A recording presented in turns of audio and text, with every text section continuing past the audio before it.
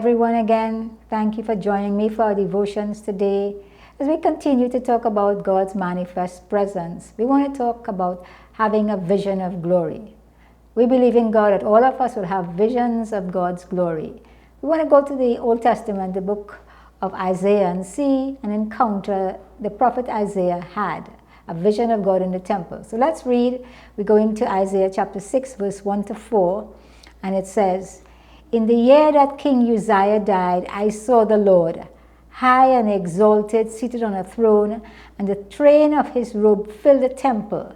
Above him was seraphim, each with 6 wings. With 2 wings they covered their faces, with 2 they covered their feet, and with 2 they were flying. And they were calling to one another, Holy, holy, holy is the Lord Almighty. The whole earth is full of his glory. At the sound of their voices, the doorposts and the thresholds shook, and the temple was filled with smoke."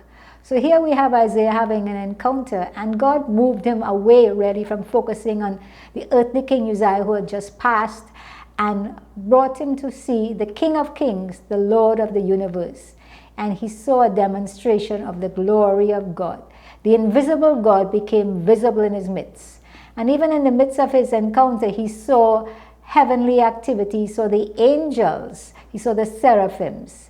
And we believe in God that we too will see angels and have encounters like Isaiah. Let's continue to read from verses 5 to 7. And he says, "Woe to me, I cried, I am ruined, for I am a man of unclean lips, and I live among a people of unclean lips, and my eyes have seen the King, the Lord Almighty." Then one of the seraphim flew to me with a live coal in his hand, which he had taken with tongues from the altar. With it he touched my mouth and said, "See, this has touched your lips. Your guilt is taken away, and your sin atoned for." So when Isaiah had this encounter with God and saw the glory of God, he also had a revelation of God's holiness. And as he saw God's holiness, he saw his own failures. He saw that he was unworthy. He realized he had his unholiness, and it brought him to a place to really confess his sin. And he continued to admit that he lived in an environment of unholy people, and their contact with him affected him. So when you and I have our encounters with God, we're going to see our own inadequacies.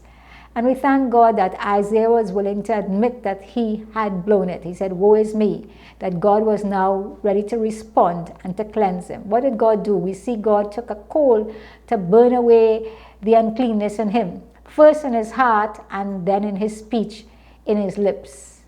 And what that indicated that God was now ready to use Isaiah in a greater way. A purified vessel is a qualified vessel for God's assignment. Let's look at verse 8, what it says there.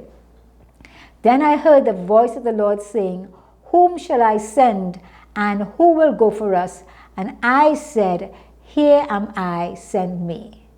So what we have really is Isaiah is hearing what is happening in the heavenlies. He is overhearing a question that God is saying, "Who shall I send?" It's really the Trinity communicating. And I do not believe it was directed to Isaiah.